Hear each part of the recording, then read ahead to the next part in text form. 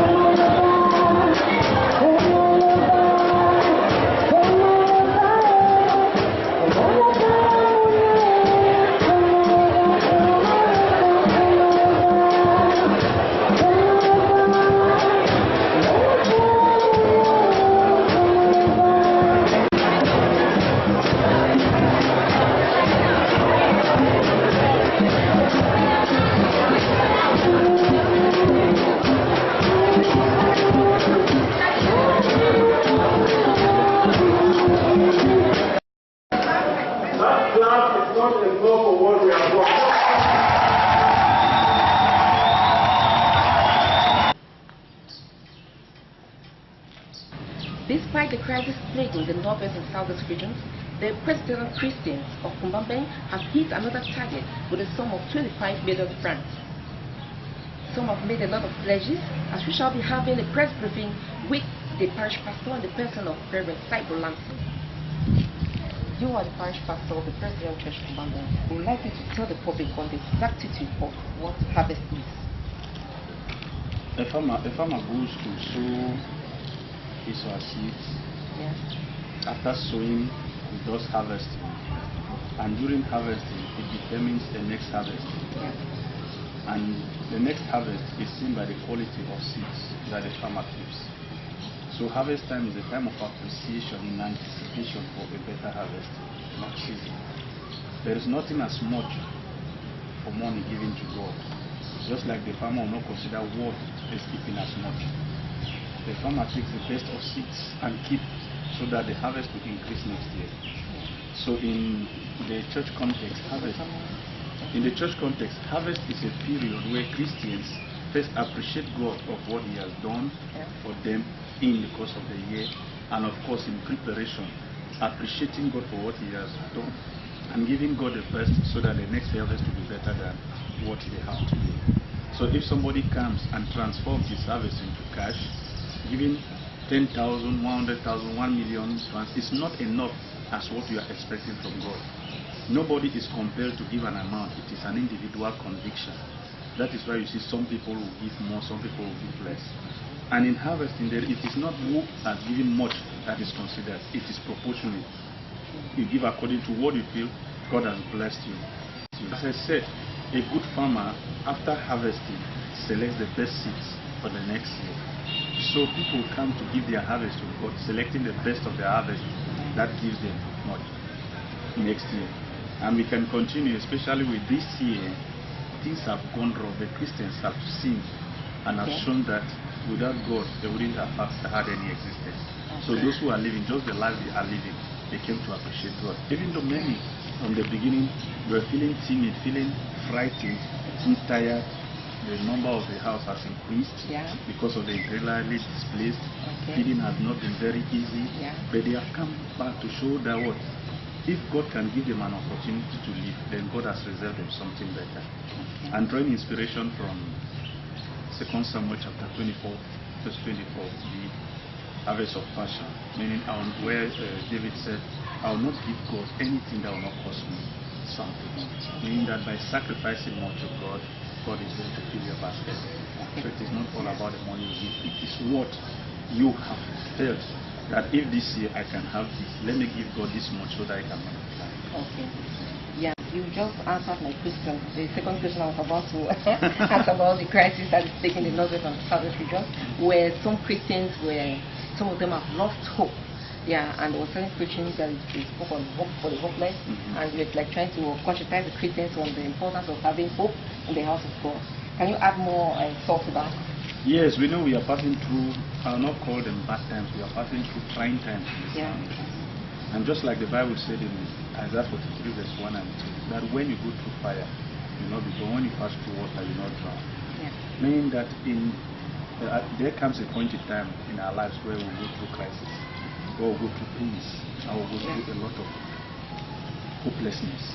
But God has not said that He will not allow us to get through problems, that He will be with us in our problems. So during this time, I feel that God has been with us. Many of our brothers and sisters have joined the ages against their will. Some have died innocently. Many of them are living in the bushes against their wish. Landlords have become tenants somewhere else. And all these things is understood. But just like God said, He has been leading on this path. If not, we wouldn't have been doing anything. If we think of those who have died, then we feel that we have been privileged to save our life. And we know that as God has allowed these things, many other things will happen in this country positively. Because we are passing through trying and challenging times where there can be no development without destruction. And as this destruction is taking place, I believe that God is helping to shape our history, shape our lives, and equally make Cameroon better than we used to be. I've been to the Presbyterian Church Kumba. There have been a lot of changes in the church, a lot of innovation, a lot of Christians, even those who are backslid, they are still coming out. And I don't know, what are you up to? My interest in ministry is not the size of the church. My interest in ministry is the size of the people I have, where I believe that every Christian will separate him or herself fitting in the house of God, where there are no class distinction or stratification. We decided to do this, make identified, go to the less privileged, those who consider themselves the less privileged. They have seen with action that we are not concerned only with those, the high and mighty, as the case. But we believe that every Christian had an opportunity. We have visited the beggars, we have visited those hawkers, we have visited those who are selling the market, we have visited even those in the bushes, and they have seen our concern towards them, they have explained to us our problem. I feel that they are coming because they have seen a sense of belonging and commitment that we too at least can be identified. Is that identification that I'm planting in the system of every Christian, that even if you are tall or short, you are rich or poor, it is a melange of everything, that what I don't have, the other person can feel. What I have, I can feel into the other person. That's it. We are doing evangelism in practice. We are not sitting in the house for them to come. We go and meet them to know that what, in as much as they need us, we need them better. That is the system, and that is the secret. And it is the Lord's doing. The Presbyterian Church Day will soon be coming, and it's going to be celebrated in very low key. What have you to say after that? Celebrating in low key does not mean that we're not celebrating. Celebrating in low key is that we identify with our brothers and sisters in the bush. But it's true, we are going to celebrate internally, reflecting on the way forward of the church, and equally our brothers and sisters are going to come back. we are celebrating as a congregation. We have already set aside something that after Pentecost we are going to visit some of our interreligious displays in the bush for what they need. I am very much pleased and satisfied with the work that our brother, the Reverend Mr. Wilson, is doing. He's a wonderful person. I think I'm not sure that all of us may have the courage that he has to do that. And so we have taken it as a commitment that we are going to support his work. I will go there even personally with some of the people who go and see him there, give the things that he has requested for us to give them. And tell our brothers and sisters in the group, we empathize with them, we are with them, and we cannot be eating when they are there. So we feel, before now we have been doing much. I see about 10 times that the seed of the earth is saying we are going to the bush, we have various things. Even when I was in Boston with the farms, we brought some goods here, and they are taking much, and there is still some there that will see. So celebrating in a low key does not mean that we will not glorify God. It is for us to go through more of reflection, more of selflessness, and more thinking that our brothers and sisters too were supposed to be here. We cannot be happy when they are in the bush. We will extend our joy to meet them in the bush after the normal celebration. So we really love them, and that is our commitment. And I want to tell the world that if all pastors, all of us will take the example of not only thinking about the best side of our ministry, but the worst of challenges, like the Reverend Mr. is doing by the come, then this church will have the identity that it needs to have.